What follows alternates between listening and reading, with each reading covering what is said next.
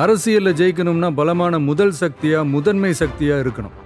அதுக்கு நல்ல கொள்கைகள் தேவை.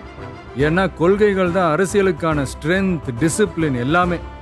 அப்படியான அரசியல் பயணத்துக்கு நாம யாரை துணையாவும் வழிகாட்டியாவும் எடுத்துக்கணுங்கிறதுல ஒரு நல்ல தெளிவும் புரிதலும் இருக்கணும்.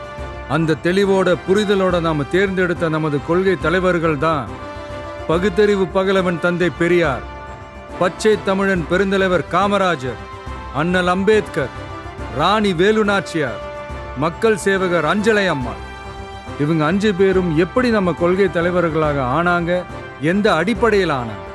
ஃபர்ஸ்ட், தந்தை பெரியார். பெரியார்னாலே கடவுள் மறுப்பு கொள்கை மட்டும்தான் ஒரு சிலர் இங்க அப்படி ஒரு பிம்பத்தை கட்டமைச்சிட்டாங்க. நாங்க யாரோட கடவுள் நம்பிக்கையும் எப்பவும் உதாசனப்படுத்தவே மாட்டோம். அதே சமயத்துல எங்களுக்கும் கடவுள் நம்பிக்கை உண்டுங்கிறதையும் தெளிவா இப்பவே அறிவிக்கிறோம். சர்வ மத பாதுகாப்புக்கும் சமய நம்பிக்கைகளுக்கும் அரணா இருக்கிறது தான் எங்களோட சமரசமற்ற அடிப்படையான ஆழமான நிலைப்பாடு.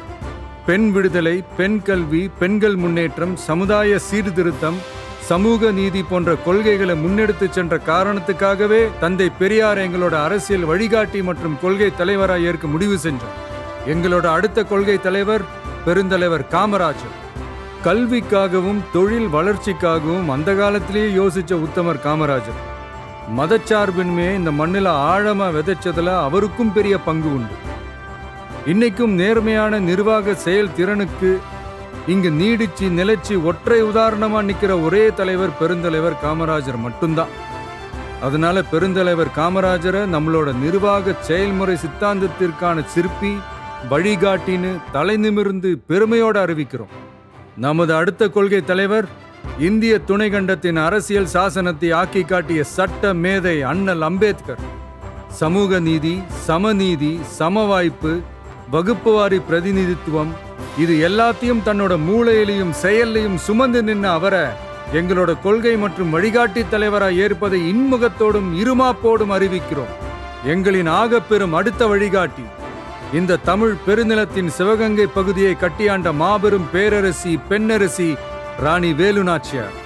தன்னோட கணவரை இழந்த பிறகும் கூட கைம்பெண்ணா வீட்டுக்குள்ளேயே முடங்கி கிடக்காம வாளேந்தியும் வேலேந்தியும் இந்த மண்ணை காக்க போர்க்களம் புகுந்த வீர புரட்சியாளர். இந்தியாவோட முதல் விடுதலை பெண் போராளி தான் நம்ம வேலு நாச்சியார். நாடாண்ட தமிழச்சி. எதிரி எவ்வளவு வலிமையா இருந்தாலும் சரியான நேரம் பார்த்து இறங்கி அடிச்சா யாரா இருந்தாலும் ஜெயிக்கலாங்கிறத அர்த்தத்தோட சொன்னதுதான் அவங்க வாழ்க்கை. எல்லா சமூகங்களோடவும் இணக்கமா இருந்தது மட்டுமில்லாம அந்த காலத்திலேயே இஸ்லாமிய சகோதரர்களோடவும் நல்லிணக்கத்தோட இருந்தவங்க தான் நம்ம வேலு நாச்சியார். முன்னேற துடிக்கிற சமூகத்துல பிறந்து இந்த மண்ணில் இருக்கிற ஒட்டுமொத்த சமுதாய முன்னேற்றத்திற்கும் சித்தமா இருந்து உழைச்ச உன்னதமான போராளியான கடலூர் மாவட்டத்தைச் சேர்ந்த அஞ்சலை அம்மாளை தான் நம்முடைய இன்னொரு வழிகாட்டியா நாம தேர்ந்தெடுத்திருக்கிறோம். நிறை மாத கர்ப்பிணியா இருந்தப்பவே கொஞ்சம் கூட யோசிக்காமலும் பயமில்லாமலும் போராட்டத்துல கலந்துகிட்டு கைதானவங்க, பரோல்ல வெளிவந்து குழந்தை பெத்துக்கிட்டு அதுக்கு அப்புறமும் கை குழந்தையோட கெத்தா சிரிச்சுக்கிட்டே மீண்டும் சிறைக்கு போன ஒரு சூப்பர் லேடி தான், லேடி சூப்பர் ஸ்டார் தான் நம்ம அஞ்சலை அம்மாள். சட்டமன்ற உறுப்பினராகவும் இருந்தவங்க. மகாத்மா காந்தி, மகாகவி பாரதி, பெரியார்னு எல்லா பெரியவங்களாலையும் பாராட்டப்பட்ட நம்ம தமிழகத்தோட களங்கமற்ற குலவிளக்கு தான் அஞ்சலை அம்மாள். இதுவரைக்கும் பெண்களை கொள்கை தலைவர்களா வழிகாட்டியா எந்த அரசியல் இயக்கமும் அறிவிச்சதில்லை.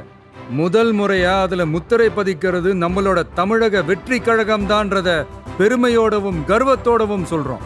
சிறப்பு மிக்க இந்த 5 தலைவர்களையும் கொள்கை தலைவர்கள் மற்றும் வழிகாட்டிகளாக ஏற்று களமிறங்கும் தமிழக வெற்றி கழகம் தமிழக அரசியலின் வெற்றி உலகமாகவும் மாறுவதையே தன் சித்தமாகவும் சித்தாந்தமாகவும் கொண்டு களமாட உறுதியேற்கிறது.